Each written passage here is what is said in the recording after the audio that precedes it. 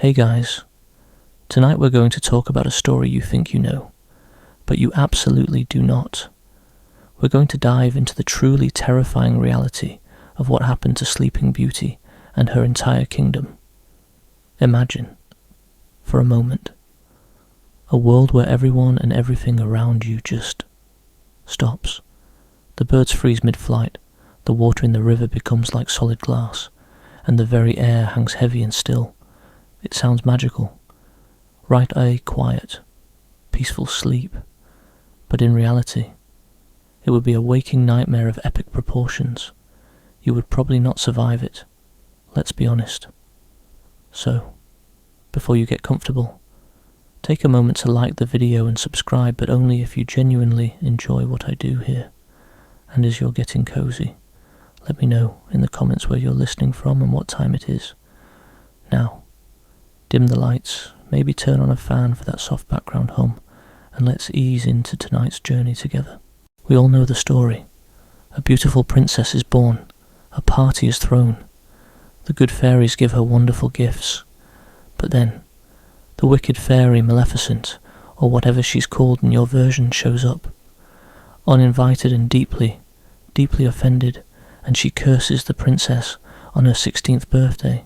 She will prick her finger on a spinning wheel and fall into a sleep from which she will never wake.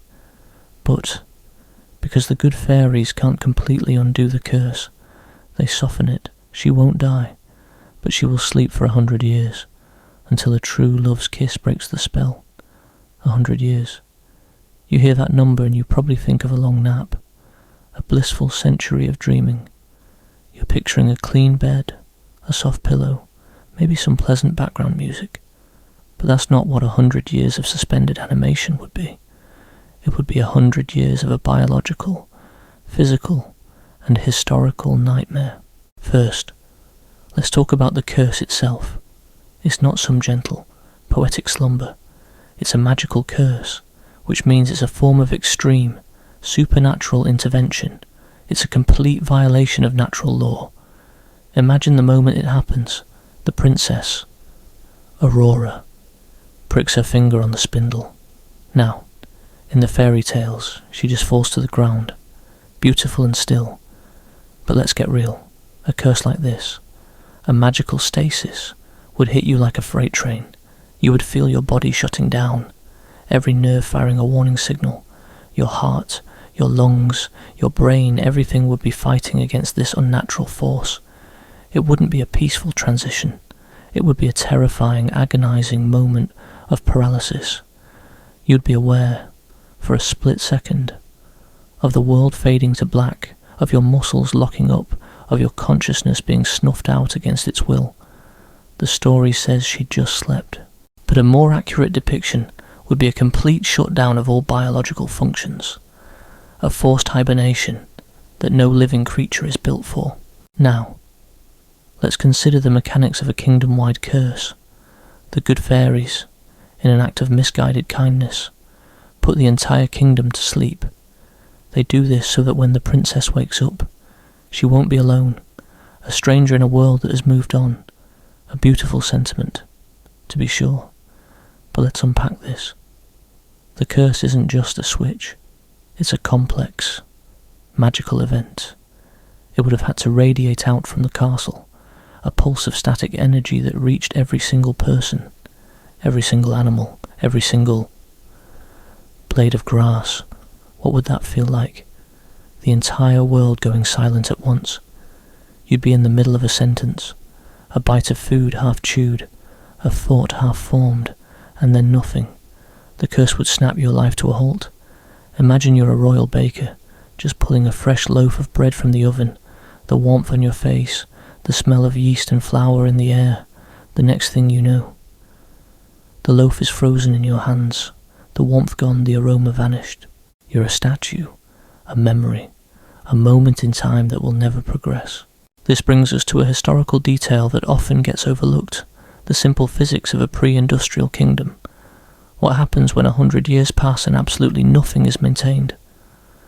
The food would spoil instantly, or more likely, it would rot into a desiccated, mummified mess.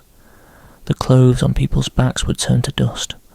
Wool, cotton, silk, all organic materials, and all susceptible to the slow, relentless march of decay. The wooden houses, the stone walls, the intricate tapestries and books.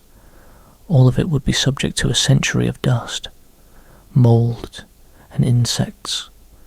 A sleeping kingdom isn't a pristine diorama, it's a 100-year-old abandoned building. The magical stasis might protect the people from immediate decomposition, but it wouldn't stop the external world from falling apart around them. Historians still debate whether the curse truly froze time, or simply put everything into a state of suspended animation. If it was the latter, the consequences are horrific. Think about the castle guards. They would be standing there, frozen, for a century. Rain, snow, wind, and sun would beat down on their exposed skin and armour. Their faces would be weathered, their hands cracked, their clothes a tattered mess. The magical aspect of the curse might have preserved their lives, but it wouldn't have preserved their quality of life. They would have been left out in the elements, a statue garden of human suffering. The idea of waking up after 100 years of being exposed to the elements, your body stiff and aching, your skin like leather, is a truly horrible thought. You'd be more like a petrified statue than a sleeping person. And what about the other things in the castle? The fires in the hearths, the candles in their sconces. Did the flames just freeze? Did they go out? Leaving the castle cold and dark for a century. A small detail, but it speaks to the larger reality. The curse couldn't have just frozen the kingdom. It must have somehow paused every single natural process. The growth of plants, the flow of water, the movement of the stars. It would have been a cosmic-level event, a magical anomaly that defies everything we know about the universe. And that brings up a wild, out there thought. Did the curse just affect the kingdom, or did it create a localized bubble of altered reality, where time itself had stopped, a place where 100 years could pass outside? But inside, no time had passed at all. It's a fun thought experiment. But the fairy tale suggests 100 years passed for everyone, both inside and out. So, let's assume the latter. The world outside moved on, and the world inside just waited. The Curse of Sleeping Beauty isn't just a story about a girl who needs a kiss. It's a story about a kingdom that was violently, magically halted. It's about people who were denied a century of life, a century of experience, and a century of history. It's about a princess who, on her 16th birthday, didn't just fall asleep. She fell into a 100-year-long nightmare, a state of being that no living thing was meant to endure. The happily ever after is just the beginning of a whole new set of problems. You can't just wake up from a century-long curse and go on with your life like nothing happened. The physical and psychological toll would be immense, but we'll get into that later. For now, just imagine it.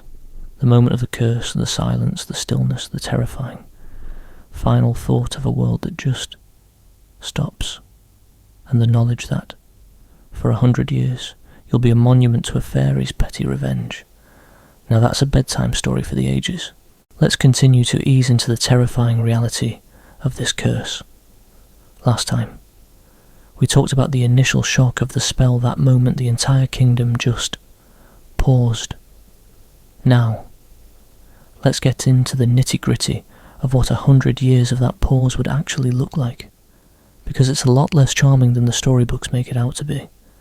We're going to talk about the mundane, horrifying logistics of a 100-year nap for an entire civilization. First, let's address the most obvious problem: the people. The curse is said to have put everyone to sleep. But what does that mean in the story? They just fall asleep, and their bodies are magically preserved. But is it really preservation? Or is it something more sinister? Think about what happens to a living body when it's just left, even in a state of deep sleep. Your body is still working, your heart is pumping, your lungs are breathing, your brain is processing information, even if it's just dreams. The curse would have to have put a complete stop to all of these processes. It would have to be more like a magical form of cryostasis. Your blood would stop flowing, your cells would stop regenerating, and your vital organs would simply cease to function. A true 100-year nap would be a 100-year-long state of near-death, with a magical spell just holding your soul in place. And let's think about the state of these bodies. The curse may have prevented decomposition, but what about the basic effects of gravity and time? Imagine a chambermaid, frozen mid-task, on her knees scrubbing a floor. For 100 years, she is stuck in that position. Her muscles, if they are not magically protected, would atrophy. Her joints would fuse.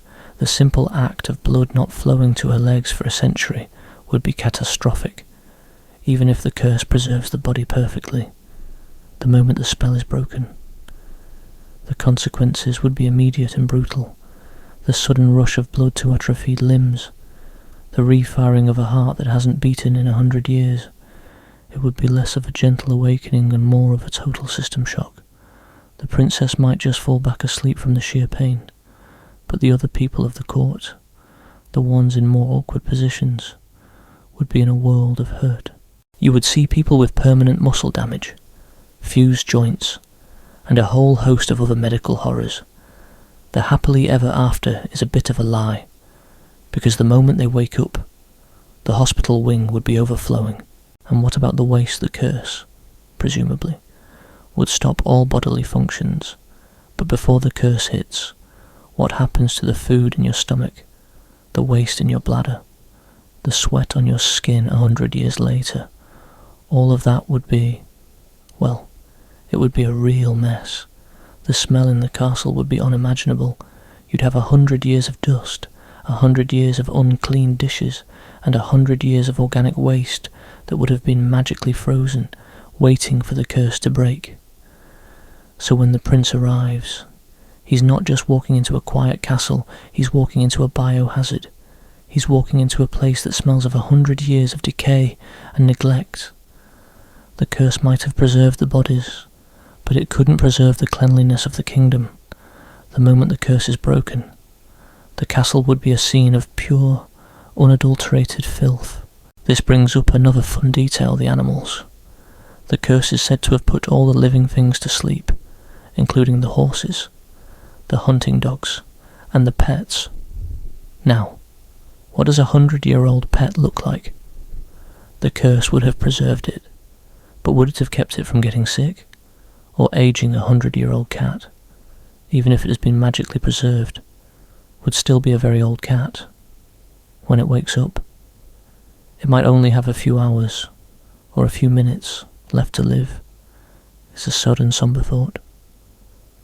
But it's a reality the kingdom would have to face.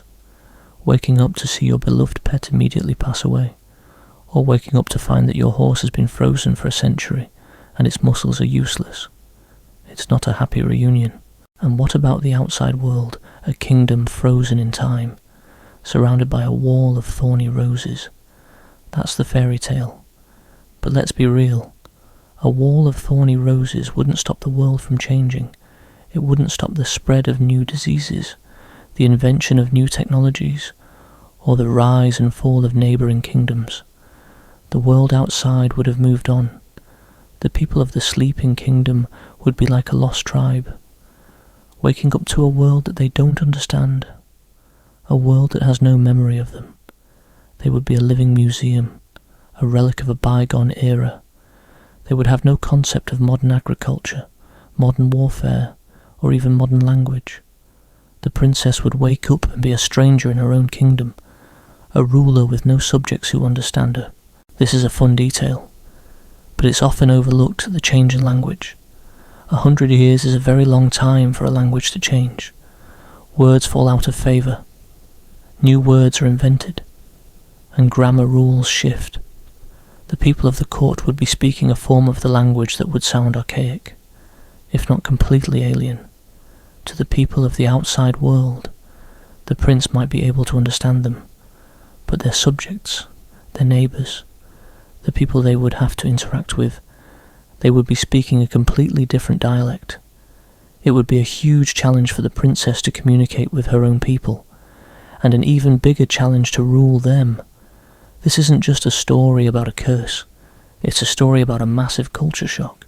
Historians still debate whether the curse's effect was a full cessation of all biological functions, or if it was more like a state of deep sleep, where the body's processes just slowed to an almost imperceptible crawl. The latter would be even more horrifying. Imagine being in a state of deep sleep, but your mind is still partially active. You are aware of your body slowly decaying, of the world around you falling into ruin.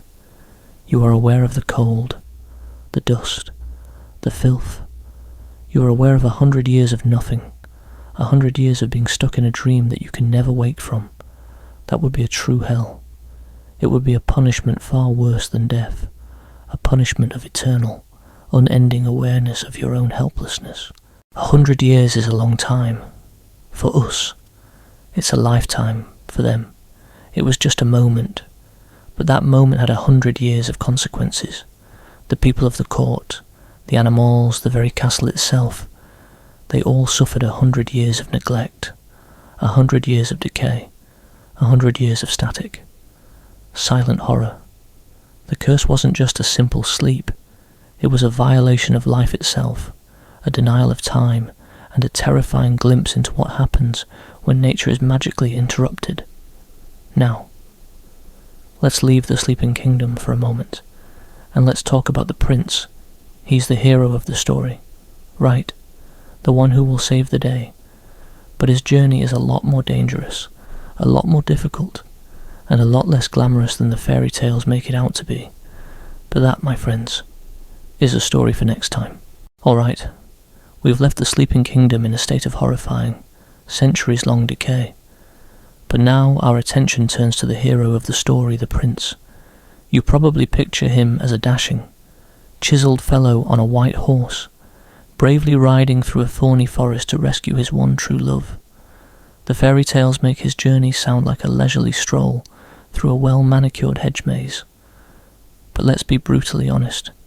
His quest to reach the castle would have been a hellscape of danger, hardship, and unimaginable difficulty. It's not just a walk in the woods, it's 100-year-old death trap. The story tells us that after a century, a wall of thorns and briars grows up around the castle, so thick and impenetrable that no one can get through. The thorns, we are told, magically part for the prince because he is the chosen one. This is pure, unadulterated nonsense. 100-year-old hedge of briars would not be a romantic, fairy tale obstacle. It would be a sprawling, tangled, and weaponized forest of thorns, several 100 feet deep, and likely taller than the castle walls themselves. 100 years of unchecked growth, especially magical growth, would have created a living, breathing labyrinth of pain. Imagine a wall of razor-sharp spikes, each one thick as your arm, all twisted and knotted together. This isn't a hedge, it's a biological fortress. And let's talk about the physics of a 100-year-old forest, over a century. A lot of things would have happened in that forest. Trees would have fallen, creating a tangled, impassable mess. The ground would be covered in a century of leaves, mulch, and decaying plant matter, the perfect breeding ground for insects, snakes, and other creatures that thrive in dark. Forgotten places. The prince wouldn't be riding his horse through a gentle forest. He'd be navigating a wild, primeval jungle. The stories tell us that other princes tried and failed. They were caught in the thorns and died. That's an understatement. They were likely torn to shreds, their bodies left to decay and become part of the very thorns that killed them. The prince's path to the castle would have been a path paved with the bleached bones of his predecessors. Let's talk about the prince's resources. He's not just going on a day trip, he's embarking on a multi-day, potentially multi-week, expedition into a completely unknown, hostile environment. He would need food, water, and shelter. He would need weapons and tools. He would need a well-trained horse and a team of men. The story conveniently forgets all of this. The prince just shows up on his horse, presumably with a sword, and he's good to go. But he would need a small army just to clear a path. He would need supplies to last for weeks, and he would need to be a world-class navigator to even find the castle in the first place, surrounded as it is by 100 years of dense, overgrown forest. The fairy tale version of this journey is pure fantasy. The reality would have been a logistical nightmare. And what about the magical parting of the thorns, even if the thorns magically parted for him? What does that really mean? A gap opens up and he just walks through. That doesn't make any sense. The thorns would be so dense and so twisted that even a small opening would be a death trap. The thorns would be under immense tension, like a 100-year-old spring. The moment a path opened, they would likely snap back, with the force of 1,000 whips, right behind him. The prince would have to be an expert swordsman, a master of survival, and a lucky man to get through it unscathed. The magical parting of the thorns is more of a poetic lie than a reality. It would have been a brutal, violent, and painful struggle to get through, even with a little magical help. Historians still debate whether the prince's success was due to a genuine act of true love, or if he just happened to arrive at the perfect time. The story says that the spell was set to break after 100 years. The prince, in this version, is just a delivery boy. He's not a hero, he's a pawn of fate. A man who happened to be at the right place at the right time. The true love part is just a convenient excuse for his success. In this version, he could have been any prince, any man. He just had to be there when the curse expired. This theory, while less romantic, is far more plausible. A magical curse with a set expiration date makes a lot more sense than a curse that is broken by a single, specific act of love from a specific person. Let's talk about the castle itself. After 100 years of being exposed to the elements, it would not be a pristine, beautiful castle. The stone would be cracked, the mortar would be crumbling, and the wooden doors would be swollen and rotting. The roof would have long since failed, leaving the interior exposed to the elements. The prince wouldn't be walking into a beautiful hall. He'd be walking into a 100-year-old ruin, a shell of what it once was. The once grand tapestry would be nothing but a tattered mess of mould and dust. The furniture would be rotten and full of termites. The very floorboards would groan under his weight. He wouldn't be a prince walking into a palace. He'd be an explorer walking into a tomb. And what about the people in the castle? We talked about them last time. Frozen in their poses. The prince wouldn't be walking past beautifully sleeping people. He'd be walking past dust-covered, petrified statues. The guards would be standing there, their armour rusted and their faces weathered. The servants would be frozen in their tasks, their clothes a tattered mess. The entire scene would be less of a beautiful slumber and more of a macabre wax museum. The prince would have to be a man of immense fortitude, a man with a strong stomach, to even get through the castle without losing his mind. He would be surrounded by the ghostly remains of a 100-year-old tragedy. The kiss of true love would have to be very strong to overcome the psychological trauma of seeing all that. The prince's journey is not a romantic quest. It's a brutal, difficult, and dangerous expedition into a forgotten kingdom. He's not a hero. He's a survivor. He's a man who, against all odds, managed to get through a 100-year-old death trap to a castle that is little more than a ruin. And for what? For a princess he has never met. A princess who is 100 years old in a body that is 16. The true love's kiss is just the final act in a tragedy that has already claimed countless lives. The story isn't about a happy ending. It's about a man who, for whatever reason, was brave enough, or perhaps foolish enough, to walk into the heart of a curse. He's not a prince on a white horse. He's a desperate man, walking on a path of bones into a castle of decay. To kiss a woman who has been dead for 100 years and hope that she comes back to life is a chilling thought, isn't it? Last time, we braved the hellscape of the prince's journey, a tangled, thorny nightmare that was far from a romantic stroll. He's made it through the briars, past the bones of his predecessors, and now he stands before the castle. But what he's seeing is not the pristine, beautiful palace from the stories. He's seeing the terrible cost of 100 years of time, a reality that would turn a fairy tale castle into a death trap. Let's think about the structure of the castle itself. It's a building, and buildings, even with the help of magic, are not immune to the effects of time. 100 years of neglect would have left it in a state of advanced decay. The roof, which we mentioned last time, would have collapsed in multiple places, leaving the interior exposed to the rain, snow, and wind. The wooden beams, the structural support of the castle, would be rotted through, infested with termites, and ready to collapse at any moment. The prince isn't walking into a beautiful castle. He's walking into a ruin held together by sheer luck and a prayer. Every step he takes is a gamble. The floorboards could give way, the ceiling could fall, and the walls could crumble. He's not a hero. He's an adventurer exploring an ancient, forgotten tomb. And what about the inside of the castle? We talked about the dust and the filth, but let's get into the specifics. 100 years of dust would have formed a thick, heavy layer on everything. It would be a fine, choking powder that would get into your lungs and eyes. The tapestries, the curtains, the furniture, all of it would be covered in a century of dirt, dust and mould. The air would be stagnant and thick, heavy with the smell of decay and rot.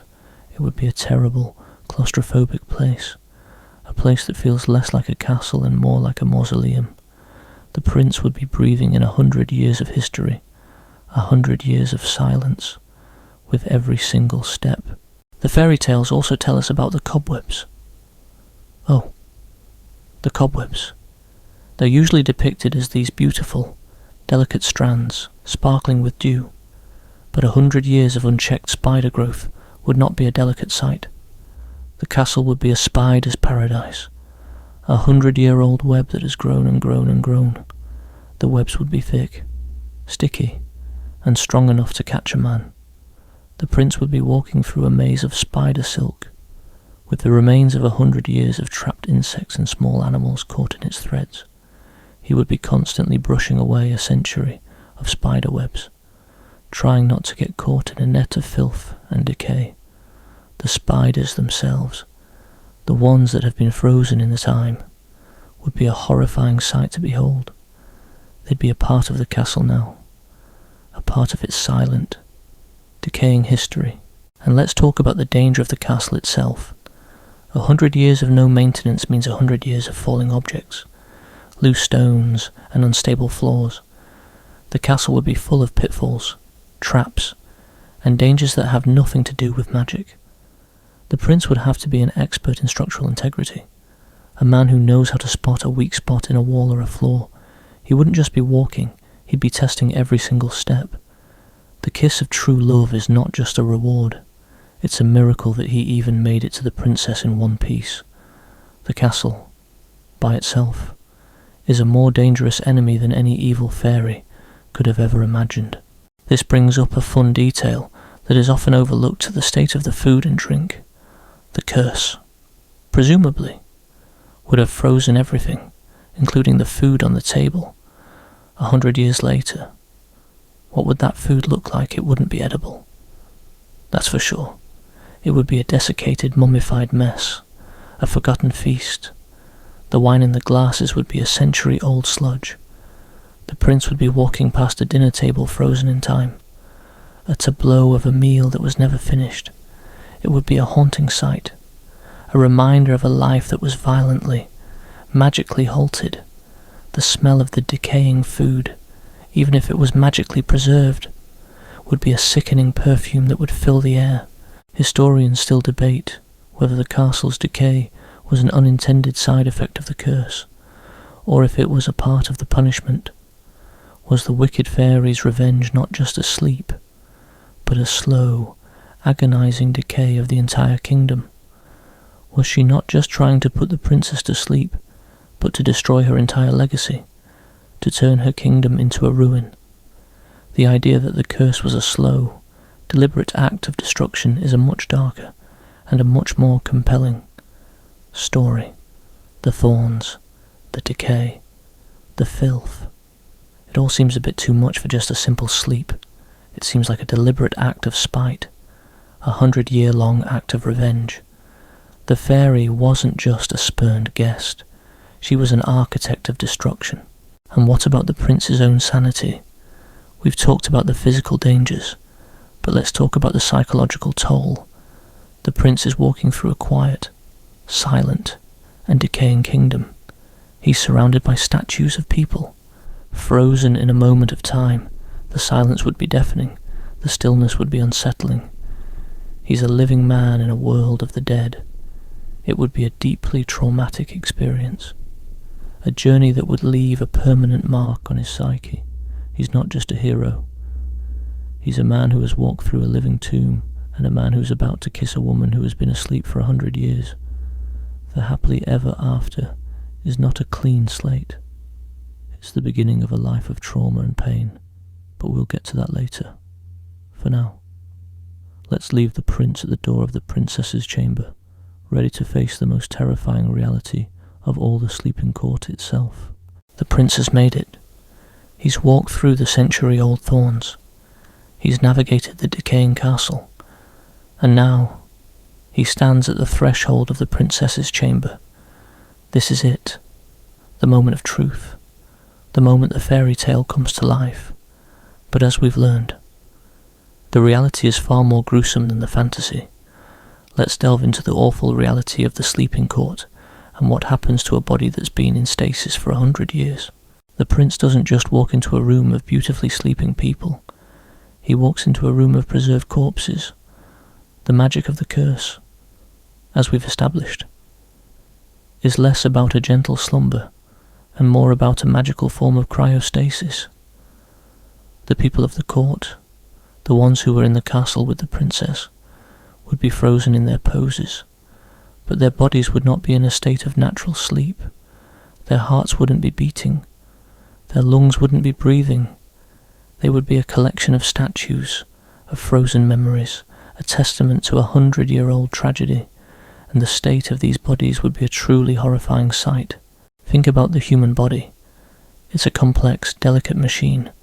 100 years of being completely still would have catastrophic consequences. The muscles, even if they were magically preserved, would be stiff and useless. The joints would be fused together. The bones would be brittle. The blood, which would have long since stopped flowing, would be a thick, coagulated sludge. The curse, in its terrible kindness, might have prevented decomposition, but it couldn't have prevented the slow, silent decay that comes with a complete cessation of life. The people of the court would be like 100-year-old mummies, their skin like parchment, their eyes like glass. They would be a horrifying sight to behold. And what about the princess herself? The story paints a picture of a beautiful 16-year-old girl, lying in a bed of roses, untouched by time. This is a complete and utter fantasy. A 100-year-old body, even if it's magically preserved, would still be a 100-year-old body. Her hair would be brittle, her skin would be dry and cracked, and her nails would have grown long and twisted. The bed she was lying on would be a rotted mess. The sheets a dusty, tattered mess. She wouldn't be a beautiful sleeping girl. She would be a 100-year-old relic, a physical manifestation of a tragedy that has already happened. The kiss of true love is not just a kiss, it's an act of resuscitation. A desperate attempt to bring a 100-year-old body back to life. Let's consider the immediate aftermath of waking up. The curse is broken. The magical stasis ends. What happens next? The people of the court don't just wake up and go back to their lives. They wake up to a world of pain and shock. Their bodies, which have been completely still for 100 years, would be in a state of extreme atrophy. The sudden rush of blood, the sudden refueling of a 100-year-old heart, the sudden reawakening of muscles that have been dormant for a century. It would be a painful, agonizing process. People would be waking up with broken bones, dislocated joints, and a whole host of other medical problems. The happily ever after is not a clean slate. It's the beginning of a life of physical therapy, of pain, and of immense psychological trauma. This brings up a fascinating point that historians still debate, whether the curse affected the mind or just the body. Was the princess aware of the passage of time? Was she trapped in a 100-year-long dream?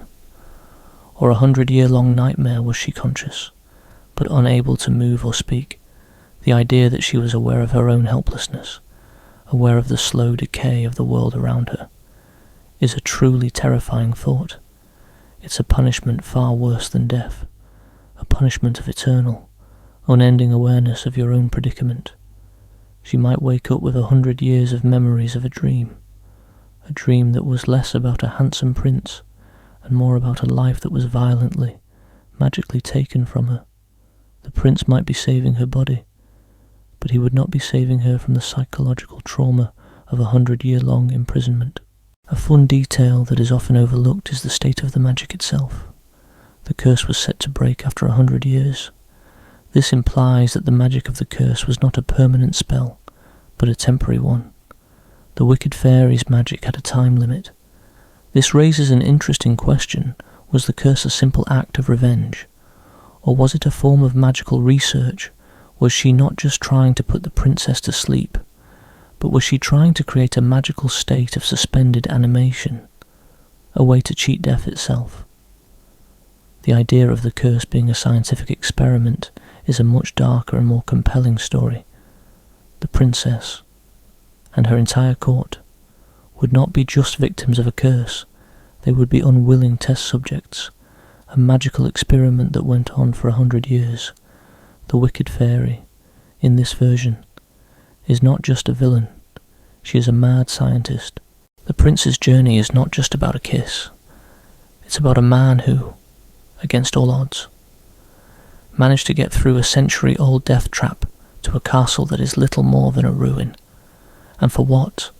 For a princess who is 100 years old in a body that is 16. A princess who has been a victim of a magical experiment. A princess who is about to wake up to a world of pain and trauma. The happily ever after is not a clean slate. It's the beginning of a life of physical and psychological recovery. The prince might have saved her body, but he did not save her from the memories of a 100-year-long nightmare. The story isn't about a beautiful slumber. It's about a horrifying reality. The prince has kissed the princess. The curse is broken. We've talked about the physical horror, the rotting castle, and the psychological trauma of waking up. But let's take a step back and think about the architect of this entire nightmare, the wicked fairy, Maleficent. Her revenge is usually framed as a simple act of spite for not being invited to a party, but that's a deeply unsatisfying and, frankly, a very boring motivation. A more terrifying and more realistic version of this story would see her with a much darker, more calculated agenda. The curse was a 100-year plan, a magical event that would take a century to unfold. 100 years is a long time to wait for revenge. Even for a fairy, a simple death sentence would have been far more efficient. So why the 100-year sleep? This suggests that her plan was not just about punishing the princess, it was about destroying the entire kingdom, in a way that would be far more painful and insidious than a simple act of magical warfare. She wasn't just a spurned guest, she was a strategic mastermind. Her curse was a form of magical terrorism, a 100-year plan to destroy a kingdom from the inside out. Let's talk about her possible backup plans. Maleficent isn't a one-trick pony. The idea that she would put her entire plan on a single, easily breakable curse is naive. She would have had backup plans. Contingencies in case a prince showed up early, or in case the curse failed. What if the kiss of true love wasn't the only way to break the curse? What if there were other, more terrible ways the curse could have had a hidden trigger, a secret loophole that would unleash a new, more powerful curse on the prince and the princess the moment the first one was broken? Maleficent wouldn't just sit back and hope her plan worked. She would have been watching, waiting and plotting from the shadows.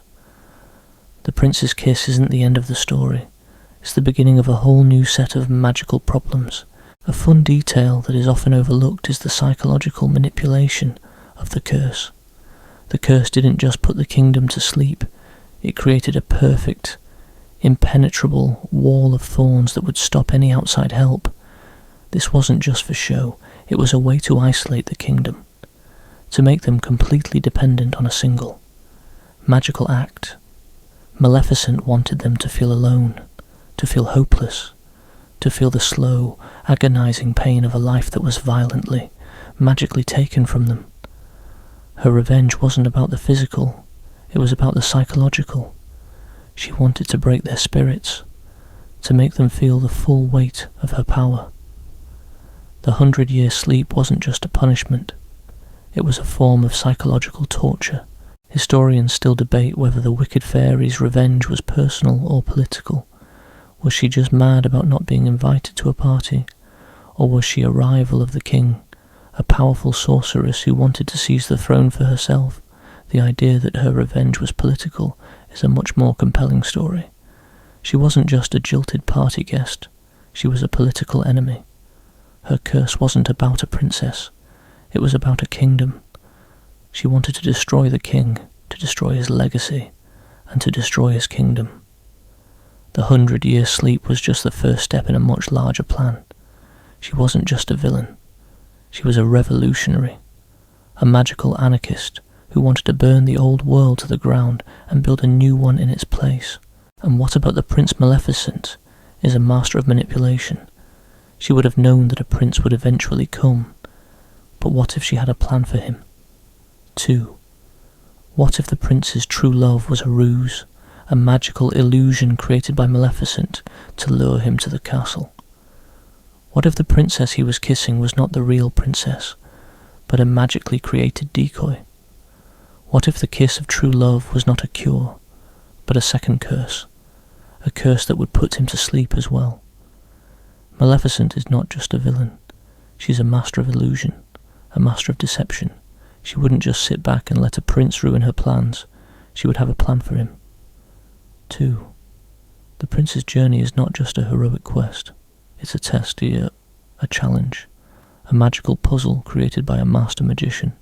The wicked fairy's revenge is a lot more than a simple curse. It's a 100-year-long plan of psychological torture, political manoeuvring, and magical deception. She wasn't just a spurned guest, she was a strategic mastermind. Her curse was not just a sleep, it was a slow, agonizing decay of a kingdom. The prince's kiss is not the end of the story, it's the beginning of a whole new set of magical problems. The happily ever after is not a clean slate. It's a new chapter in a war that has already been going on for 100 years. The true love's kiss is just a moment of peace, a moment of calm, before the storm that is to come. But we'll get to that later. For now, let's leave the prince and the princess, and let's talk about a world that has already moved on. The prince has done it.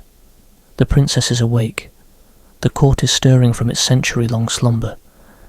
But as we've discussed, this isn't a beautiful moment of reunion. This is a moment of pure, unadulterated chaos.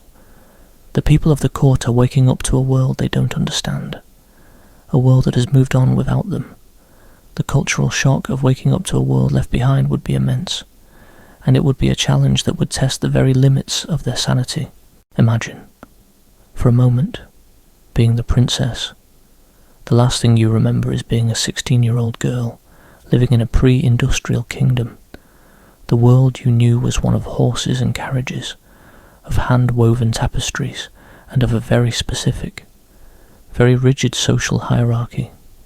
You wake up, and suddenly, you're in a world of electricity, of technology, of political and social changes that you can't even begin to comprehend.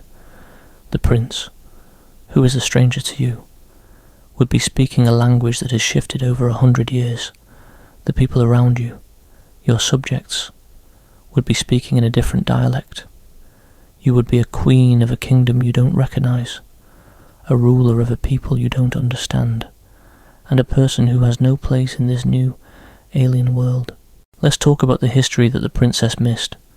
100 years is a very long time in the real world.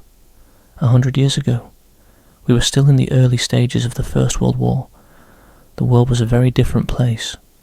The princess and her entire court would have missed a century of wars, of revolutions, of scientific breakthroughs, and of social movements. They would have no concept of modern medicine, of modern warfare, or of modern human rights.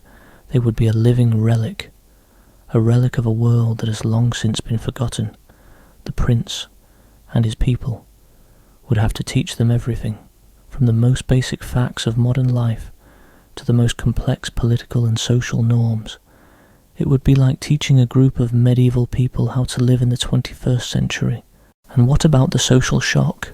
The princess, as a royal, would have been at the top of a very rigid social pyramid, but 100 years of social change would have completely upended that. The old class system would have long since been forgotten. The idea of a divine right to rule would be an archaic, if not a ridiculous, concept. The princess would have to contend with a world that is far more democratic, a world where her power is not a given, but something that has to be earned. She would be a queen, but she would have no real power. She would be a ruler with no subjects who believe in her right to rule. The happily ever after is not a clean slate. It's the beginning of a life of political struggle and social alienation. This brings up a fascinating point that historians still debate: the prince's motives. Was he just a romantic hero? Or was he a political opportunist? Was he a man who genuinely loved the princess? Or was he a man who saw a chance to claim a kingdom for himself? A kingdom that was ripe for the taking.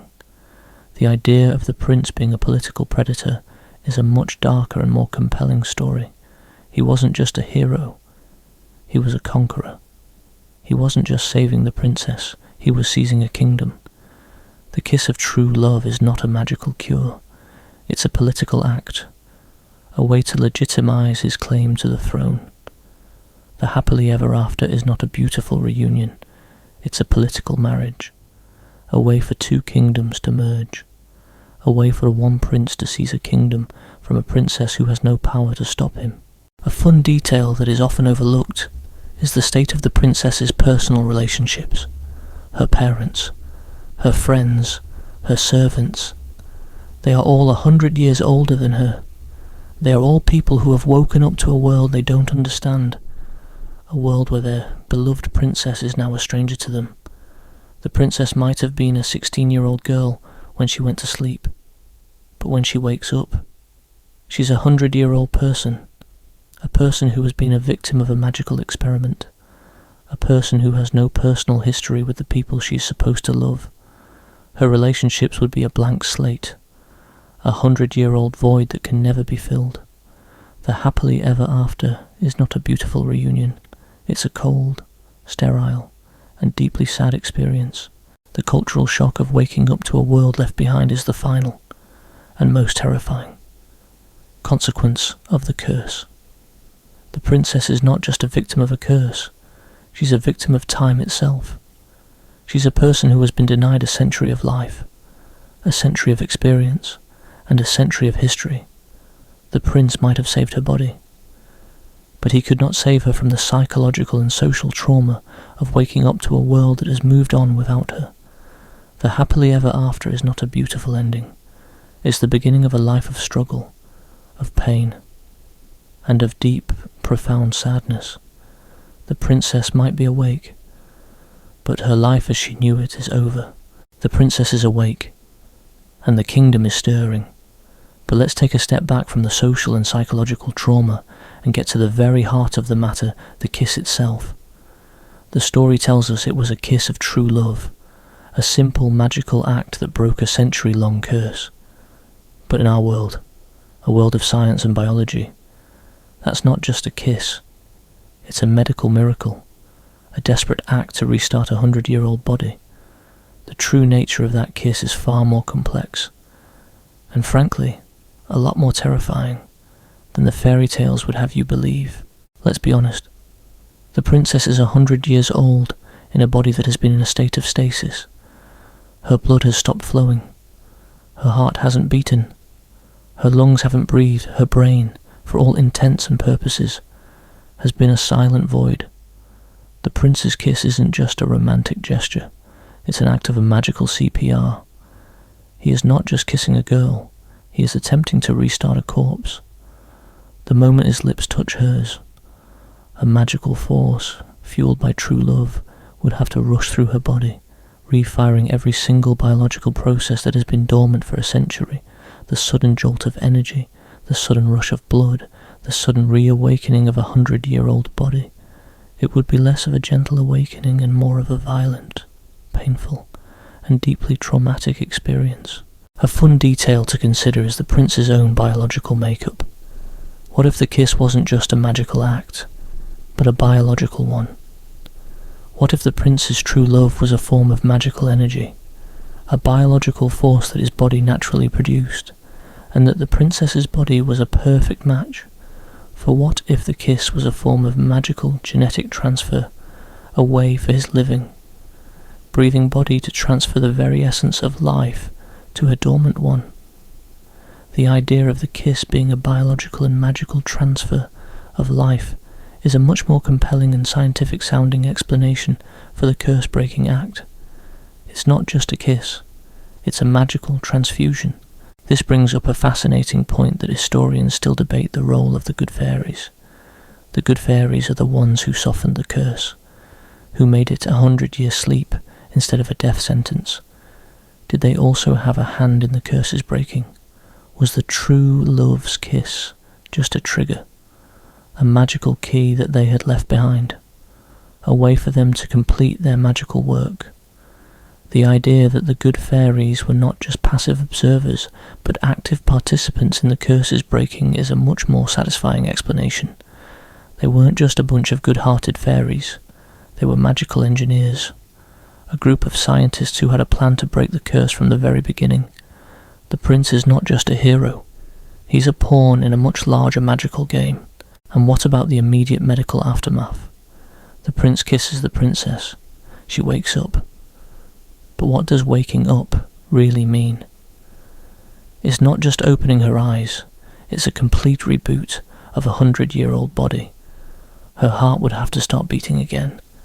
Her lungs would have to start breathing. Her brain would have to start working. The shock to her system would be immense. She would likely be in immense pain, her muscles cramping, her joints aching, her head pounding. The happily ever after is not a beautiful moment of reunion, it's a moment of medical emergency. The prince would have to be more of a medic than a romantic hero.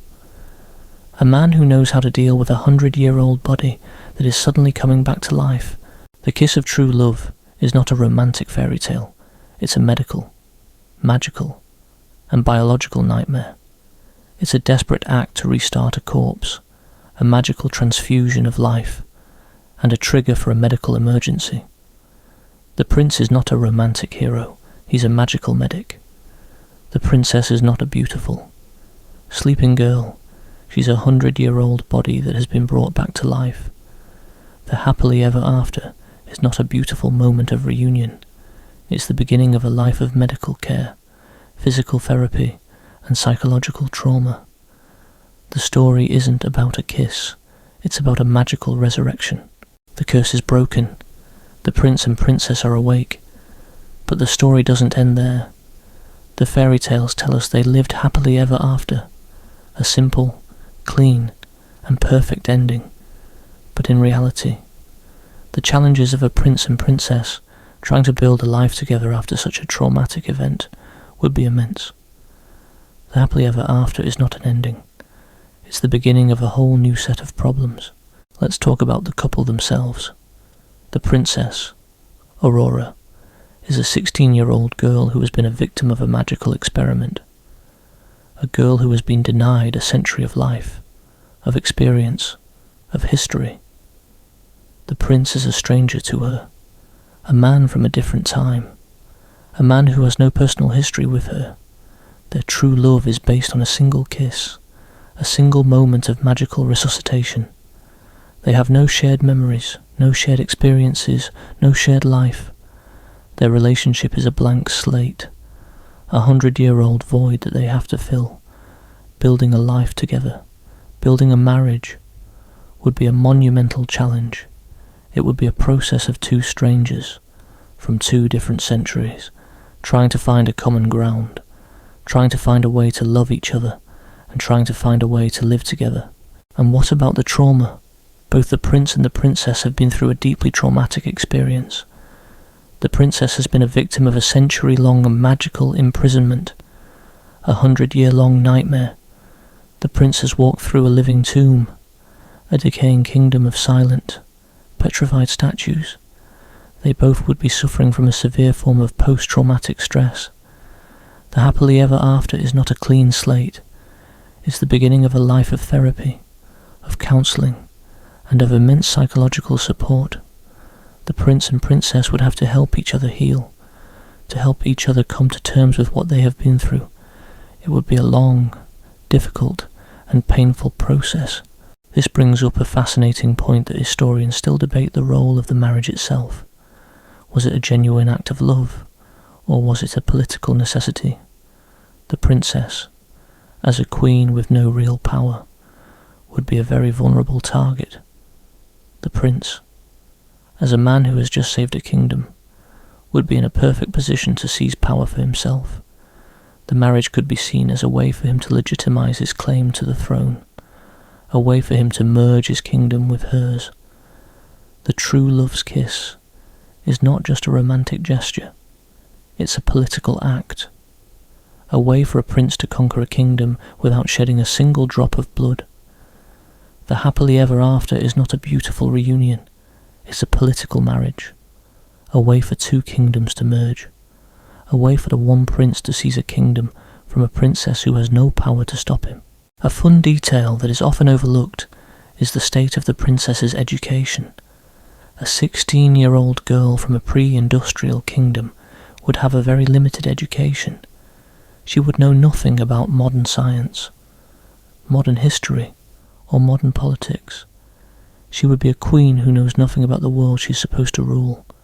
The prince and his court would have to educate her, to teach her everything from the most basic facts of modern life to the most complex political and social norms. She would be a student of her own kingdom, a ruler who has to be taught how to rule.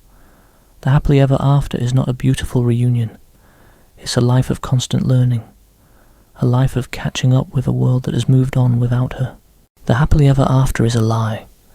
The challenges of a prince and princess trying to build a life together after such a traumatic event would be immense. The marriage would be a political necessity. The relationship would be a blank slate, and the lives of both the prince and the princess would be a constant struggle against the trauma of their past. The story isn't about a happy ending, it's about a difficult and painful beginning. The happily ever after is just a moment of peace, a moment of calm, before the storm that is to come, but we'll get to that later. For now, let's leave the prince and the princess, and let's talk about the final, and most terrifying, aftermath of the curse. The prince and princess are married. The kingdom is slowly, painfully, coming back to life. The happily ever after has been achieved, or so the story would have us believe. But the final chapter of this tale is not one of joy and celebration. It is a dark, lingering aftermath, a period of psychological and physical trauma that would haunt everyone involved for the rest of their lives. The curse, in its terrible kindness, didn't kill them. It just left them with 100 years of pain to deal with. Let's talk about the physical trauma first. The people of the court, the ones who were frozen in a state of suspended animation, would be in a constant state of pain. Their muscles, which have been dormant for a century, would be weak and atrophied. Their joints, which have been fused together, would be stiff and achy. The sudden rush of blood to their limbs would have caused immense pain, a pain that would not go away. They would be a kingdom of invalids, of people who have to relearn how to walk, how to move, how to live. The doctors of the prince's kingdom would be completely useless, as they have no medical knowledge of how to deal with a 100-year-old body that has been magically brought back to life. The physical recovery would be a long, difficult and painful process, a process that would test the limits of their endurance. And what about the psychological trauma? The princess and her entire court have been victims of a century-long magical imprisonment. They have been denied a century of life, of experience, of history. They would be suffering from a severe form of post-traumatic stress, a form of trauma that no one has ever experienced before. They would be haunted by the memories of the curse, by the memories of the silence, by the memories of the stillness. They would be a kingdom of ghosts, of people who are physically present but psychologically absent. The prince and his people would have to help them heal, to help them come to terms with what they have been through. It would be a long, difficult and painful process, a process that would test the limits of their sanity. This brings up a fascinating point that historians still debate the effect of the curse on the children of the court. The story tells us that the curse put everyone to sleep, including the children. What would a 100-year-old child look like? They would be a child in a 100-year-old body, a child who has been denied a century of growth, of development, of learning. They would be a child who has no memories of their parents, of their friends, of their life. They would be a child who has to be taught everything from the most basic facts of modern life to the most complex political and social norms. The happily ever after is not a beautiful reunion. It's a cold, sterile, and deeply sad experience, a life of a child who has been robbed of a century of their childhood. A fun detail that is often overlooked is the state of the kingdom itself. The curse is broken, but the kingdom is still a 100-year-old ruin. The thorns are gone, but the castle is still a crumbling mess. The people are awake, but their bodies are weak and frail. The prince and princess would have to rebuild the kingdom from scratch, a task that would be immense, a task that would take a lifetime. The happily ever after is not a life of ease and luxury. It's a life of hard work, of constant struggle and of immense responsibility. The prince and princess are not just rulers, they are architects of a new kingdom, a new world, a new life. The end of the tale is not a happy ending. It's a dark, lingering aftermath, a period of psychological and physical trauma that would haunt everyone involved for the rest of their lives. The curse, in its terrible kindness, didn't kill them. It just left them with 100 years of pain to deal with. The happily ever after is a lie. The story isn't about a happy ending. It's about a difficult and painful beginning. The prince and princess might be awake, but their lives, as they knew them, are over.